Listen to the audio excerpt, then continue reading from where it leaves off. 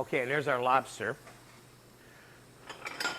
that we're going to use for the garnish. So now we have chopped parsley, which I'm going to use, and we have cooked pieces of lobster meat, and we have croutons, and that's all we're going to need for this soup.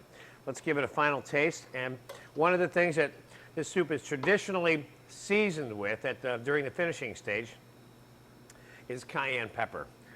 Normal black ground pepper is not used traditionally in bisque soup. But first, let's have a taste of this.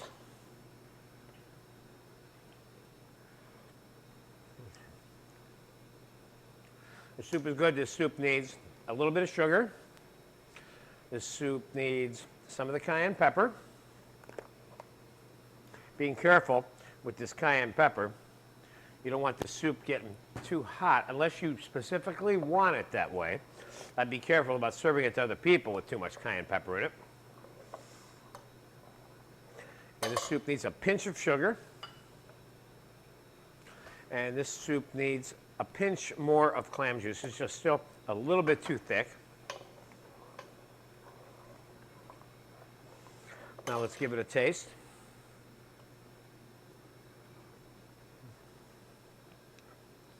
This soup needs a little bit more salt.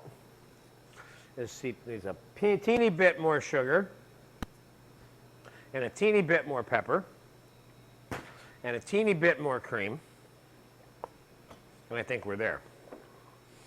This process, which you see me going through, is consistent with all of the approaches to finishing your food: the tasting, the seasoning, adjusting of the flavor additives, and the salt and pepper.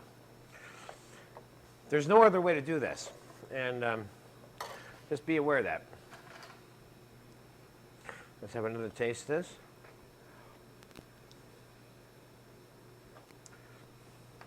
Let's have one more taste of it. It's good, but I just want to be completely sure. This soup is good just the way it is. I'm not doing anything to it. Now, excuse me, we're going to get it in a bowl.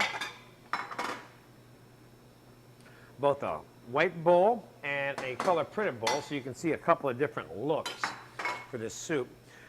Now, when we make the oyster bisque, you will see that I have a whipped cream, obviously with salt and pepper in it, not sugar. Fresh whipped cream with fresh herbs in it as one of the garnishes. It's a nice option for the bisque soups. And there you go. You see the texture of that soup? Seems to be just right for me.